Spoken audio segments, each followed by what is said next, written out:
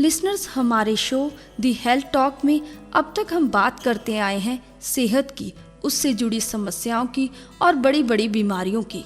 लेकिन आज हम जानेंगे उन प्रॉब्लम्स के बारे में जो कब, क्यों और कैसे हो जाती हैं। उनके बारे में कुछ कहना मुश्किल लगता है, या शायद इन्हीं को मिथ कहते हैं, जो हमारे डेली रूटीन से जुड़े हैं और जिन्हें हम अहमियत भी नहीं देते। तो आइए इन सब पर चर्चा करते हैं। आज हमारे साथ हमारे स्टूडियो में हैं डॉक्टर मदन गुलाटी। डॉक्टर गुलाटी, सबसे पहले हम आपसे जानना चाहेंगे कि हमारा डेली रूटीन का भोजन क्या होना चाहिए, कौन सा ऐसा रिकमेंडेबल फूड है जो हमें लेना चाहिए। देखो, जो संतुलित भोजन है, जिसको हम कहते हैं कि हमें सारी चीज़ें हों, जैसे कार्बोहाइड्रेट्स है, प्रोटीन है, फैट है, विटामिन्स हैं, है ना, मिनरल्स हैं, जिंक, जो हमारे ट्रेस एलिमेंट्स हैं, सारी चीज़ें हमें पूरी मिलें। तो उसको हमारे आयुर्वेद के सिद्धांत से ये कहा जाता है कि 6 रस होने चाहिए। भोजन उसी को संतुलित मानते हैं जिसमें हमारे 6 के 6 रस हैं। जैसे मधुर है, स्वीट जिसे बोलते हैं, sweet, sour, salty, pungent, bitter and astringent. तो मधुर रस का सेवन ज़रूर होना चाहिए, अमल का भी होना चाहिए, लवण का भी कुछ ना कुछ अंश होना चाहिए, कटु जिसे पंजेंट टेस्ट बोलते हैं ना। तो इन चीज़ों का सबका आपस में मिलन हो। जैसे इवन मिर्च की भी इंपॉर्टेंस है थोड़ी मात्रा में, क्योंकि तिक्त रस उसमें मिलता है हमें। जैसे कषाय रस है, एस्टिंजेंट है, वो हमारे घिया में या जामुन में या करेला में, इस तरह की चीज़ें जो है ना, उसमें वो मतलब जिसमें सारे मतलब चीज़ें 6 के 6 रस मिलें, वो भोजन हमारा जो है संतुलित है। वो संतुलित है। डॉक्टर, ये तो संतुलित भोजन की बात हुई, तो क्या ऐसा कोई इनकम्पैटिबल मील भी है जिसे हम वृद्ध आहार कह सकते हैं? उसके बारे में भी कुछ बताएं। हाँ, हमारे ऐसे लिखा हुआ है कि जैसे हमने कोई मधुर रस की चीज़ खाई है, तो उसके साथ अगर हमने खट्टी चीज़ ले ली है, तो जैसे दूध में कोई खट्टी चीज़ डालते फट जाता है ना, तो उस तरह से हमें अगर बाय द वे कोई नींबू वाली कोई चीज़ खाई है और उसके साथ हम दूध ले रहे हैं, तो ये वृद्ध भोजन है, इनकम्पैटिबल फूड कहते हैं इसको। इससे हमें नुकसान हो सकता है। जैसे कि दूध मछली का सेवन किया हो, है ना, उसके साथ दूध पी लिया जाए तो वो फुलबेरी तक हो जाती है। इसी से माश की दाल है, माँ की दाल जिसे कहते हैं, उसके साथ भी जो दूध का जो है इनकम्पैटिबल फूड मानते हैं उसको, उसके साथ दूध नहीं लेना चाहिए। इसी से मूली के साथ दूध नहीं लेना चाहिए, पपीते के साथ नहीं लेना चाहिए। दीज आर इनकम्पैटिबल फूड, जिससे कि हमें बॉडी में एक तरह का रिएक्शन हो जाता है और नुकसान हो जाता है। डॉक्टर, आज का जैसा हमारा रूटीन होता जा रहा है या लोगों की पसंद हो गई है, उसमें वेजिटेरियन और नॉन वेजिटेरियन फूड को अहमियत देने लगे हैं, उसके बारे में क्या कहेंगे? नहीं, देखो, जो हम जो ह्यूमन बीइंग है वो बेसिकली शाकाहारी है, मतलब वेजिटेरियन है, क्योंकि हमारे दांत और हमारी आंत, जो नेचर ने हमें साइज़ दिया है, जो हमारी शेप दी है दांतों की, वो इस टाइप की है, जो कि हमारे जो मांसाहारी एनिमल्स की तरह के नहीं है, वो शाकाहारी एनिमल्स की तरह है। तो हम भी एक मतलब वो मनुष्य जो है, वो उसकी जो आंत का साइज़ है, ठीक है, वो भी इंडिकेशन यही देता है कि क्योंकि उसकी जो साइज़ है, वो जो शाकाहारी एनिमल्स होते हैं उनकी बड़ी होती है आंत, तो इनकी छोटी होती है जो नॉन वेजिटेरियंस होते हैं। तो हमारी आंत भी और हमारे दांत भी, ये हमें कहते हैं कि हमें वेजिटेरियन रहना चाहिए इस सिद्धांत के ऊपर। परंतु जहाँ पे अगर वेजिटेरियन चीज़ नहीं मिलती है, तो वहाँ पे अगर हम लेना ही पड़े तो फिर उसको जो है बैलेंस मात्रा में लें, उसका भी बैलेंस करें with vitamin and all that. Otherwise फिर कॉन्स्टिपेशन होगी और कई प्रॉब्लम्स होंगी उनको। डॉक्टर, उम्र के साथ हम कहते हैं कि नमक और चीनी का सेवन कम कर देना चाहिए। ये कितना सच है? नहीं, देखो, जहाँ तक क्वेश्चन ये है कि जैसे 40-50 की एज के बाद जो है हमारी, क्योंकि आर्टरीज के ऊपर हमारी लाइफ को होता है, इन दोनों के ऊपर इफेक्ट पड़ता है। अधिक मीठे का भी, मीठा अधिक लेंगे तो नेचुरली डायबिटीज़ टाइप की प्रॉब्लम, और नमक लेंगे तो उससे ब्लड प्रेशर, और ये दोनों लाइफस्टाइल डिजीज़ हैं जो कि हमें घेर लेती हैं 40-50 के बाद, तो अक्सर हो ही जाती हैं। तो इससे अगर बचना चाहते हैं तो हमें जो है जैसे जैसे हमारी एज बढ़ती है, आफ्टर 40 जो है इसका कंट्रोल कर देना चाहिए, और इससे ताकि ब्लड प्रेशर और दूसरी जो हमारी जो है डायबिटीज़ मेलाइटिस, ये जो 2 प्रॉब्लम्स हैं, इनसे हम बच सके। और इसलिए हमें जो है, अगर हमें जो चीनी वगैरह उसके जो सब्स्टिट्यूट्स हैं, उसके जो फलों का मीठा है उसका सेवन करें, ताकि हमारा बैलेंस बना रहे। कार्बोहाइड्रेट्स जो नेचुरल फॉर्म से हमें मिल जाते हैं, उन चीज़ों का सेवन करें, तो हम जो है वो जो उसका सब, क्योंकि सोर्स तो अल्टीमेटली कार्बोहाइड्रेट्स ही मिलने हैं ना, कैलोरीज मिलनी है, तो उसमें हमें कंसनट्रेटेड फॉर्म में उसका नुकसान हो सकता है हमारे। इवन बोन्स के लिए भी अधिक चीनी का प्रयोग जो है अच्छा नहीं है। तो नमक का भी इसी तरह से, नमक को आयोडाइज नमक लिया जाए, है ना। हमारे तो सेंधा नमक का विधान है, सेंधा नमक को बहुत उत्तम माना जाता है, जिसे काला नमक या पाकिस्तानी नमक कहते हैं, उसको जो है सेवन करें तो इट्स बेटर।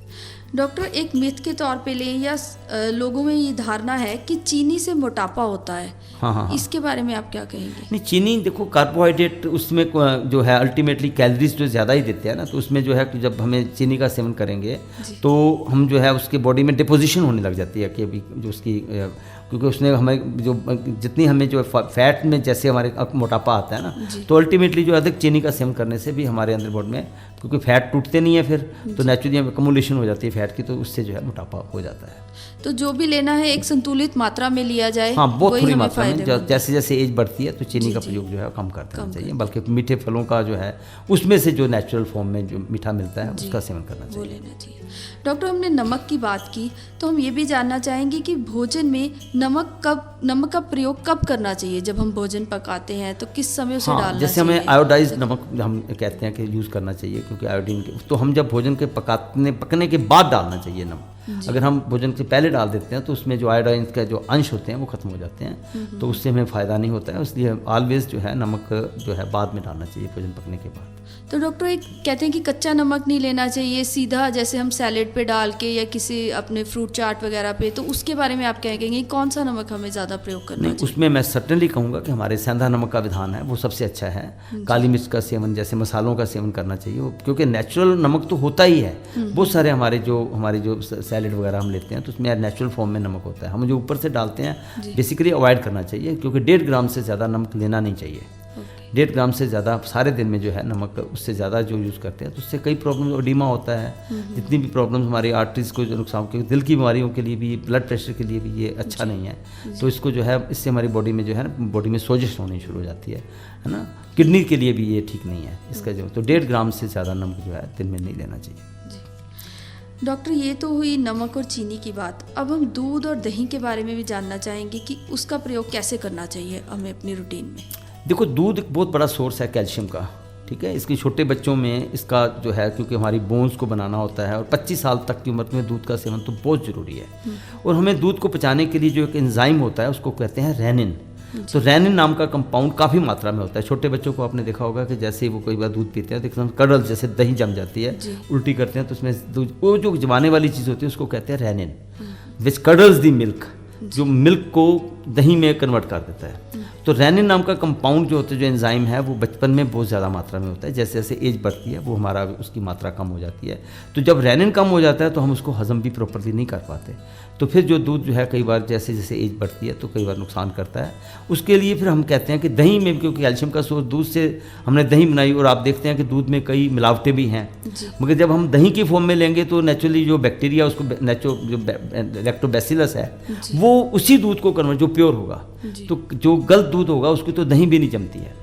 तो एक तो दही प्रॉपर जब जमी होगी तो उसमें वो जो लैक्टोबैसिलस का एक्शन हो गया हुआ, उसमें गुण बढ़ चुके हैं, तो वो सर्टेनली बेटर है। दूध से दही बेटर है। दही से उससे बेटर जो है लस्सी है, जो तक्कर बोलते हैं, जिसे मट्ठा कहते हैं। उसको तो हमारे आयुर्वेद के ग्रंथों में जो है ना, वो देवताओं का अमृत का है। जैसे देवताओं के लिए अमृत हितकारी होता है, मनुष्य लोक में, हमारे पृथ्वी लोक में तक्कर जो है, मट्ठा, वो हितकारी है। यथा सुरानाम जो तक्कर जो हितकारी है ना, ये अपना देवताओं के लिए तक्कर अमृत है ना, वैसे हमारे पृथ्वी के ऊपर जो है वो तक्कर जो है, जिसमें हम दही लस्सी कहते हैं, वो बहुत हितकारी होती है, वो लाभदायक है।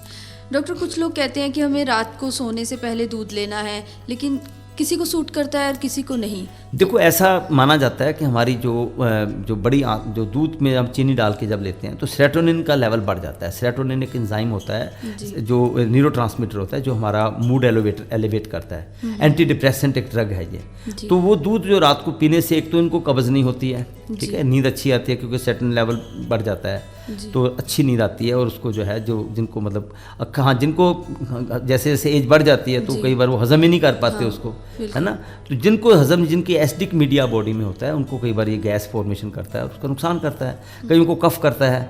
तो हम उसमें फिर कहते हैं कि दूध में ना पिपली का प्रयोग करें। पिपली एक हमारी मग होती है, लंबी मग, तो जिसको एस्थमेटिक प्रॉब्लम होती है, दूध से कईयों की कफ मात्रा बढ़ जाती है, तो हम कहते हैं एक मग ले लो, उसको 1 कप दूध में जो है रात को सोने के टाइम पे आधा मतलब उसका क्रश करके, मग को पिपली बोलते हैं उसको हम, तो पिपली को जो प्रयोग जो है वो दूध में करें तो उसको कफ नहीं पड़ेगा, ठीक है। इस तरह से मतलब जहाँ दालचीनी का या छोटी इलायची का या मोटी इलायची जो है वो उसका प्रयोग करें तो उससे वो बचाव हो जाता है।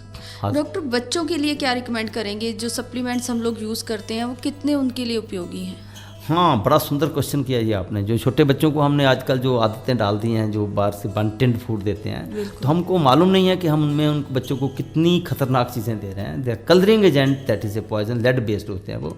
फ्लेवरिंग एजेंट होते हैं, उसमें फ्लेवर देते हैं, उसको उली शुली नहीं लगती कभी भी टिन्ड फूडों को।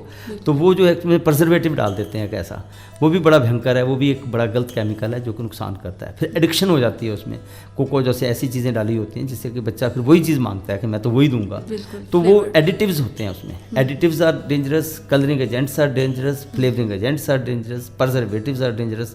सो अवॉइड गिविंग दीज। नेचुरल चीज़ में नेचुरल जो आपका भोजन है वही सबसे बड़ा अच्छा संतुलित उस मात्रा में दें तो इट्स बेटर। डॉक्टर, अब हम अगर आलू की बात करें तो उसके बारे में भी लोगों के बड़े सारे विचार हैं।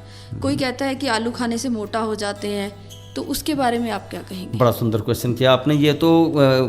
उर्वशी जी, मुझे बड़ा अच्छा लगा कि जो आपने कहा कि वे आलू से मोटा हो जाते हैं। आप सुनकर के हैरान हो गए कि आलू में 0 फैट होता है जी। फैट होता ही नहीं है बेचारे में। परंतु जब ये आलू को हम जो है उसमें डाल देते हैं किसी तरह घी में या तेल में या किसी भी ऐसे मीडिया में डाल देते हैं जिसमें है ना उसका वो ऑयली अंश जो होता है ना वो फैट को चूस लेता है, जैसे वो ब्लोटिंग पेपर चूस लेता है ना, तो उस तरह से वो सारा फैट चूस लेता है।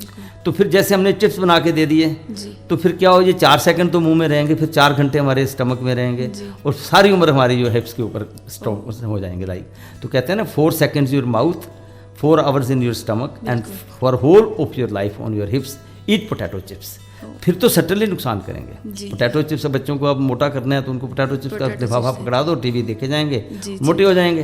तो उसके वो उनको गलत चीज़ है ये। तो अगर हमने आलू को देंगे उनको किस फॉर्म में, नेचुरल, क्योंकि इट्स वंडरफुल कार्बोहाइड्रेट, उसमें प्रोटीन बड़े अच्छे हैं और उसमें जो है सच ए ब्यूटीफुल थिंग। ये तो हीरो है, बल्कि इसको हमने विलेन बना रखा है हमने। अगर इसको हम प्रॉपर विधि से यूज़ करें, इसको भून करके खाएं, इनको बॉयल करके लें, परंतु इसके नज़दीक ज़रा भी घी या तेल नहीं आना चाहिए, तो ये वंडरफुल है। फिर तो ये बड़ा भारी मिथ है कि ये मोटे करते हैं, ये मोटा नहीं करेंगे, आपको पतला कर देंगे अगर आप इसको, बल्कि एल्कलाइन है ये, आपकी बॉडी के एसिड्स को भी ख़त्म करते हैं। अगर हम इसको तल देते हैं उसमें तब ये एसिडिक बन जाता है और उसका फिर जब हम इसको अपने टेस्ट के चक्कर में इसको हम खाएंगे तो फिर इट्स वेरी डेंजरस। अदरवाइज़ ये हमारा सबसे अच्छा फ्रेंड है और आलू का प्रयोग जो है वो भून करके या उसको बॉयल करके करना चाहिए, सैलेड की उसमें मिलाकर भी आप कर सकते हैं। डॉक्टर, अब ये तो बात हुई हमारी फलों की, सब्जियों की।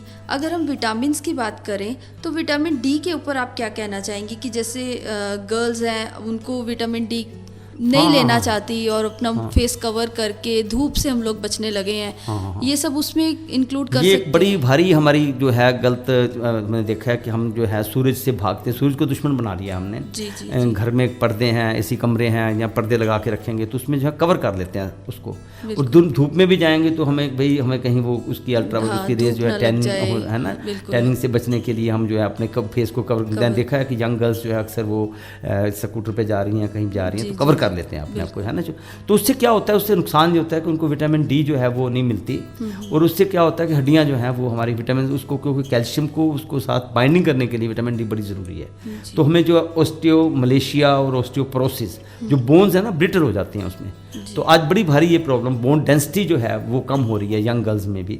यंग जो अपने आप को मतलब विटामिन डी से वंचित, धूप से वंचित रखते हैं, घरों में काम करते हैं तो भी बंद कमरों में, जैसे आजकल हमारा रूटीन भी ऑफिस में बंद ही, अंदर एसीज में काम करना, बिल्कुल धूप से बिल्कुल वो रह अपने आप को बाहर निकलेंगे तो कवर कर लेंगे, तो हम जो है विटामिन डी से वंचित हो जाते हैं। तो उससे क्या होता है कि हमारी जो है बोन डेंसिटी जो है वो कम हो जाती है, तो बड़ा नुकसानदायक है। क्योंकि बोन्स को 2 ही चीज़ें करती हैं, एक तो विटामिन डी की बड़ी इंपॉर्टेंस होती है कैल्शियम की उसको करने के लिए, दूसरा हमारा होता है एस्ट्रोजन। एस्ट्रोजन जो होता है यंग गर्ल्स में, तो देखो जब तक उनका पीरियड्स चलते रहते हैं तब तो एस्ट्रोजन लेवल नॉर्मल रहता है, परंतु जैसे मीनोपाज हो जाता है, जब माहवारी बंद हो जाती है तो एस्ट्रोजन लेवल कम हो जाता है। तो एस्ट्रोजन के लेवल के कम हो जाने से क्या होता है, कैल्शियम लेने के बावजूद भी उनकी जो है वो डिपोजिशन नहीं होती, हड्डियाँ ब्रिटल हो जाती हैं, तो फ्रैक्चर होने के डर बढ़ जाते हैं। तो उसकी उस अवस्था में जो है की बहुत ज़रूरी है, उनको भी मतलब अपने धूप लेनी चाहिए और साथ में जो है उसका बैलेंस करने के लिए कैल्शियम की मात्रा जो जिसमें कैल्शियम ज़्यादा हो उन चीज़ों का सेवन करना चाहिए। डॉक्टर, अगर हम बात करें मॉर्निंग वॉक की तो उसके बारे में भी कुछ लोग सोचते हैं कि सूरज निकलने से पहले ही हम लोग सैर करके वापस आ जाएं ताकि धूप से बच देखो फिजिकल एक्सरसाइज के लिए तो ये निकल पड़ते हैं बहुत सारे, परंतु इसमें बड़ी भारी एक मैंने देखा है कि मैं कई बार लेक पे देखता हूँ कि सुबह 4 बजे 5 बजे सूरज भी नहीं निकला होता, तो वहाँ पे जो है सूरज निकलने से पहले ही सैर करके चलने चले जाते हैं। तो इसमें सबसे बड़ा नुकसान ये होता है कि क्योंकि जैसे हमने ऑक्सीजन हमें चाहिए, प्लांट्स को भी श्वास को लेने के लिए उनको ऑक्सीजन चाहिए होती है, तो हम भी कार्बन डाइऑक्साइड छोड़ रहे होते हैं, प्लांट्स भी कार्बन डाइऑक्साइड छोड़ रहे होते हैं उस टाइम पे, क्योंकि प्लांट्स ने कार्बन डाइऑक्साइड का यूटिलाइजेशन करनी है जब फोटोसिंथेसिस के लिए उन्होंने भोजन बनाना है। तो जब भोजन बनाने की प्रक्रिया तभी स्टार्ट होगी जब सूरज निकल आएगा। फोटोसिंथेसिस का जो लिंक क्या है कि वो कार्बन डाइऑक्साइड लेते हैं प्लांट्स अपने भोजन बनाने के लिए सूरज की लाइट में, और उसके बाद ये ऑक्सीजन छोड़ देते हैं। तो मैं समझता हूँ कि सूरज निकलने से बाद जो है वो सैर करनी चाहिए, है ना। जब हमारी जो है उस जो समय जो 4 से 5 बजे अर्ली राइजिंग जो उठते हैं उनको उस टाइम पे मेडिटेशन करनी चाहिए। अपने घर में बैठ के अपने ईश्वर के साथ आराधना करें, अपना लिंक जोड़ें उसके साथ, योग करें, है ना। मानसिक अपनी अवस्था को पॉजिटिव थॉट्स लाएं, सुबह जो सारे दिन की दिनचर्या है उसको करें। परंतु जो सैर का टाइम है, अगर हम ऑक्सीजन के अबंडेंस लेना चाहते हैं तो हमेशा जब सूरज निकल जाए तभी सैर करनी चाहिए।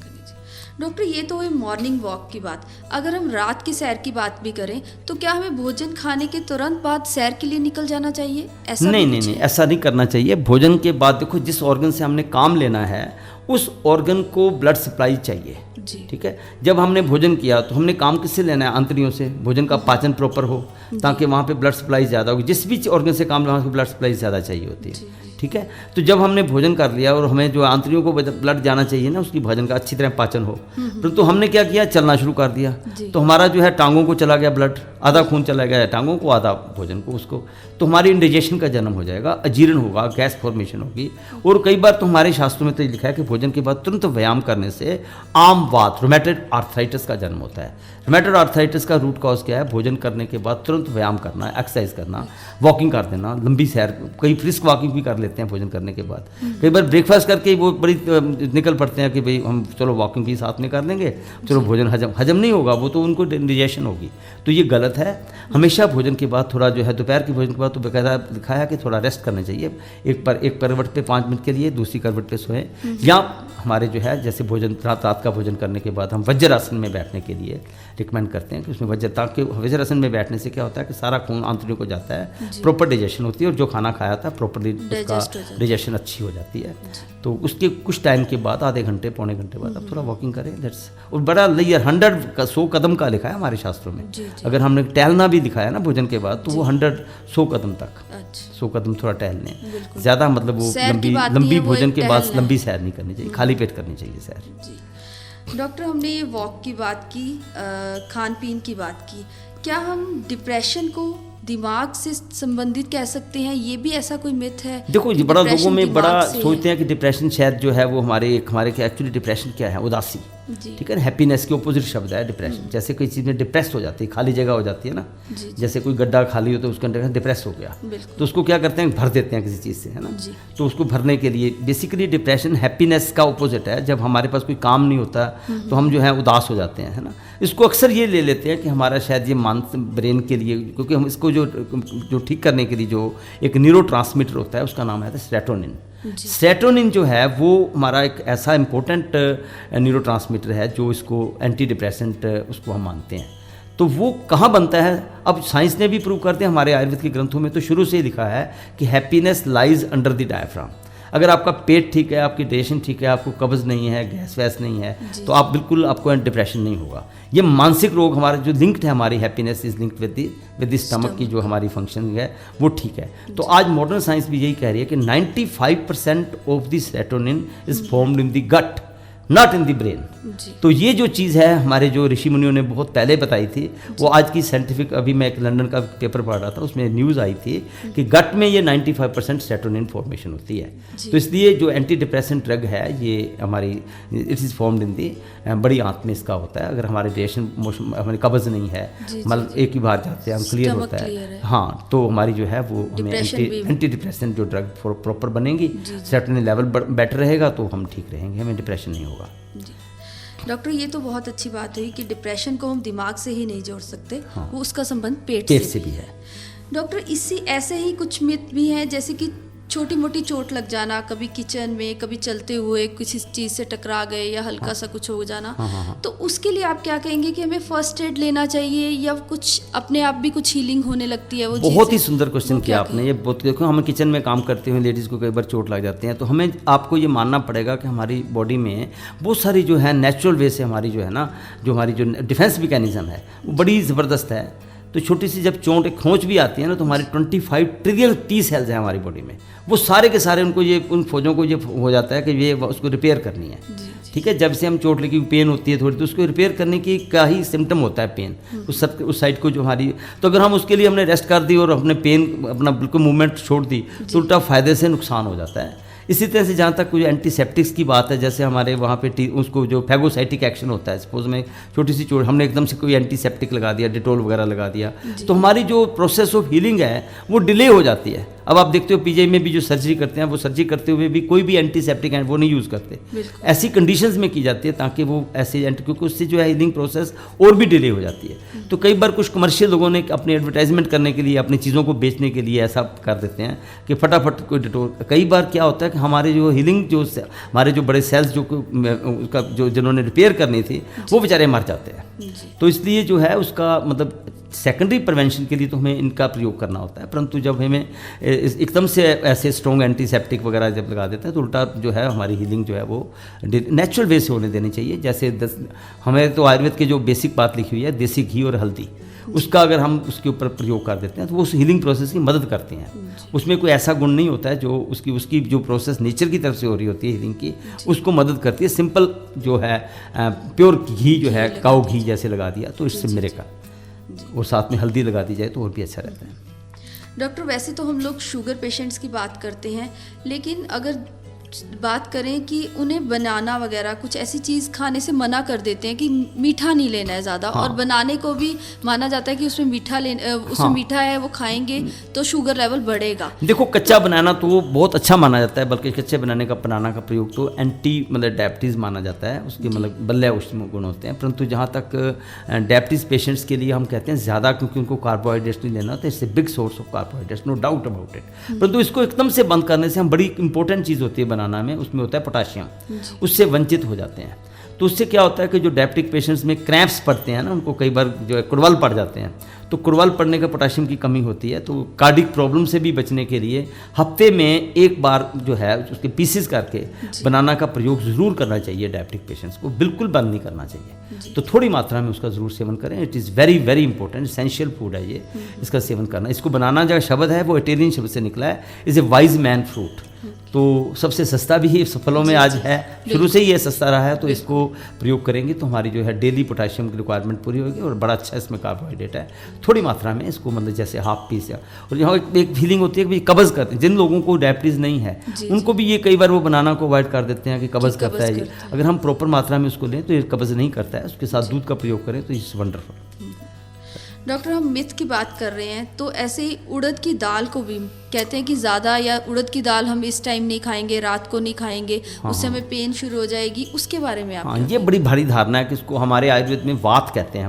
वात मीन्स जो पेन्स करने वाली जो है ना वात होती है, जिसकी वजह से पेन होती है। तो वात वर्धक आहार अगर हम सेवन करेंगे, वायु जिससे बढ़ जाए, है ना, उन चीज़ों को वो रुक्ष होती हैं। तो जबकि जो माश की दाल है ये गुरु होती है, गुरु मैंने भारी होती है, स्निग्ध होती है, मतलब इसमें वात का नाश करते हैं। हम माँ माशादी तेल का प्रयोग करवाते हैं, पेन्स हो रही हो ना उसके ऊपर हमें उसका लेप करवाते हैं, उसका तेल का प्रयोग करते हैं, माँ माशादी तेल। इसी तरह माश जो है ना, कहने को तो कह देते हैं किसी को माँ बादी तो किसी को स्वादी, बेसिकली हमें बहुत ज़्यादा इंपॉर्टेंट इसमें मीट जैसे गुण होते हैं। नॉन वेजिटेरियंस का ये एक्चुअली मीट जैसे गुण ही रखते हैं माश के।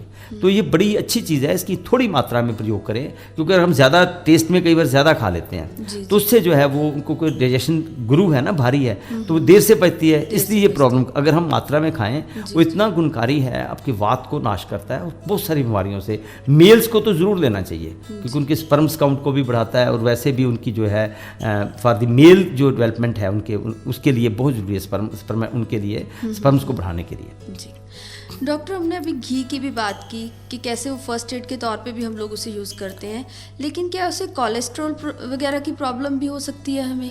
हाँ, ऐसा माना जाता है कि जो घी का जो है ना सैचुरेट, उसमें जो मॉडर्न साइंस इस पर बड़ा कहती है कि, परंतु मैं समझता हूँ कि काऊ घी जो है ना वो तो अमृत है, वो तो वाकई ही अमृत है। उसके लिए उसको ब्लड प्रेशर को अगर किसी को क्रोनिक अगर हम क्योर करना चाहते हैं, ट्रीट नहीं करना चाहते बल्कि 100% क्योर करना चाहते हैं, तो घृत का सेवन ज़रूर करना चाहिए काऊ घी का मात्रा में, मगर सैर वगैरह करें। ये ना हो कि बिल्कुल आप आराम करें और काम ही ना करें तो फिर घी खा रहे हैं, फिर तो सटनली नुकसान होगा।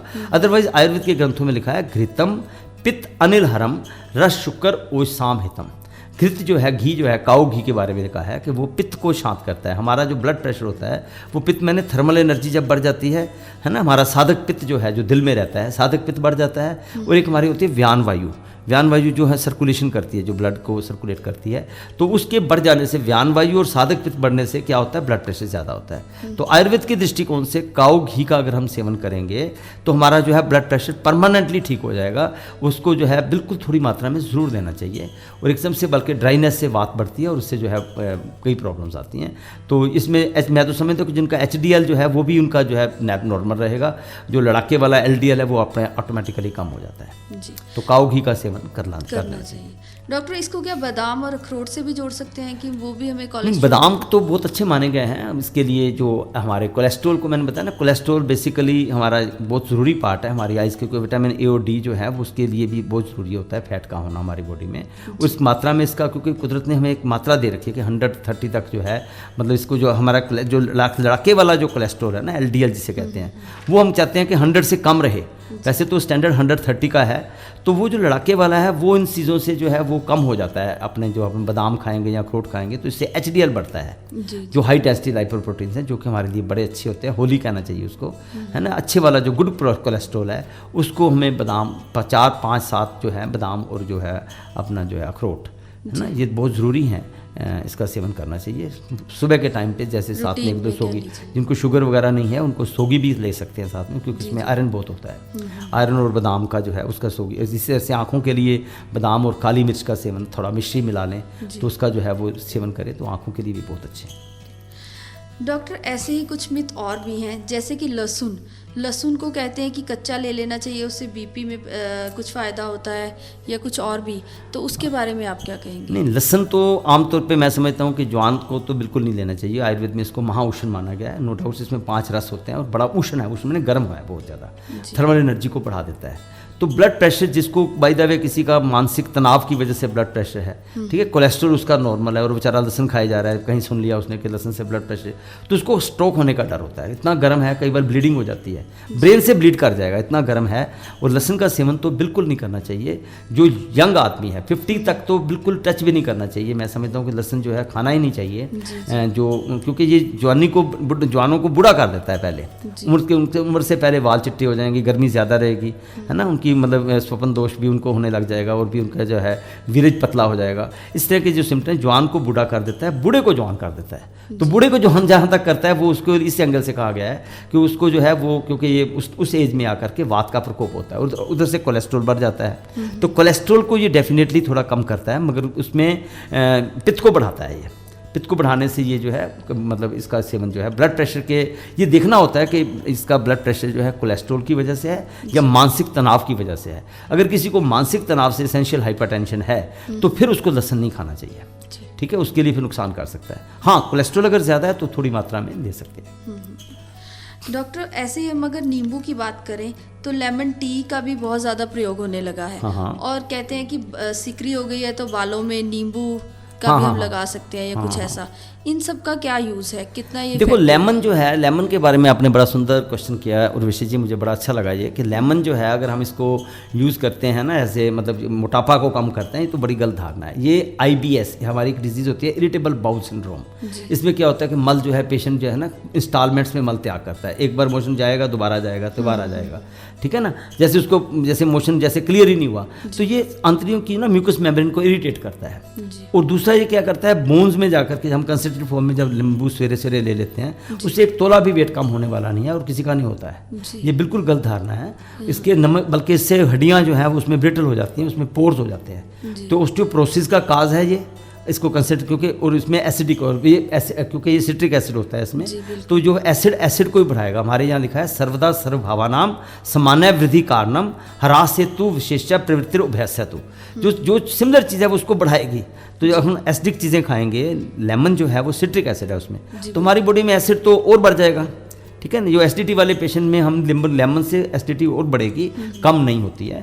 और ये थोड़ा सा अगर वो जो वहाँ तक ये मिथ है लोगों में कि ये वेट कम करता है, ये उल्टा नुकसान करता है। इसी तरह से जो तेल की बात कही कि जो लेमन वाले तेल चले हुए हैं उससे हमारी वो सिकरी नहीं आती हैं, इस एंगल से वो ऐसा करते हैं, तो काफ़ी प्रचार होता है। पर मैं समझता हूँ क्योंकि ये एसिडिक है और हमारे जो है वालों को जल्दी चिट्टे वाल जो हैं जिनके वाइट हो जाते हैं ग्रोथ, वो इसी ऐसे वाले तेल जिसमें लेमन ज़्यादा होता है उनका प्रयोग उनको नहीं करना चाहिए, तो जल्दी बाल जो हैं वो उनके ग्रे हो जाएंगे। डॉक्टर, हमने खान पीन की, दही की, दूध की, सब तरह की बात की, ये सब मिथ से माना हाँ। हमने इन सबको आज। लेकिन हम एक जाते जाते और जानना चाहेंगे कि पानी का सेवन किस तरह से करना चाहिए, खाने के साथ या डेली रूटीन में हमारा क्या देखो, रहना चाहिए? पानी के लिए ये कहा गया है कि भोजन से पहले अगर हम पानी पीते हैं तो हमारा जो है मोटापा कम होता है, ठीक है। साथ में लेंगे तो बैलेंस रहेगा, बाद में लेगा तो आमरस को पैदा कर देगा, हम जल्दी मोटे हो जाएंगे। वैसे गर्म पानी जो है ना, वो हमारे शास्त्रों में लिखा है, उसको कहते हैं उष्ण जल, है ना। उसको अगर हम लेते हैं तो हमारा मोटापा कम होता है ना। बलगम वगैरह भी कहा है ना। श्लेष्मा आमवात मेदो घनम वस्ति शोधन दीपनम, है ना, ऐसा लिखा हुआ है। श्लेष्मा आमवात मेदो घनम वस्ति शोधन दीपनम। जो रात में काश्वास जर हितम पीतम उष्णम उत्कम निशी, जो रात को गर्म पानी का एक प्याला पी लेता है, उसको जो है काश्वास, अंदर अंदर मीठा मीठा बुखार रहना, ऐसी दर्दें रहनी, है ना, उनके लिए बहुत अच्छा है। तो रात को हम अक्सर क्वाथ वगैरह भी देते, इसी बहाने से देते हैं ताकि वो गर्म पानी जाए।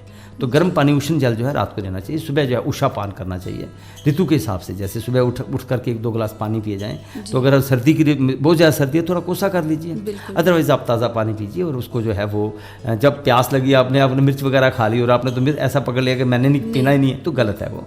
जब प्यास लगती है तो ज़रूर देना चाहिए, थोड़ी मात्रा में सिप सिप करके पानी का प्रयोग करना चाहिए। बिल्कुल। डॉक्टर गुलाटी, आप हमारे स्टूडियो में हैं, आपका बहुत बहुत धन्यवाद।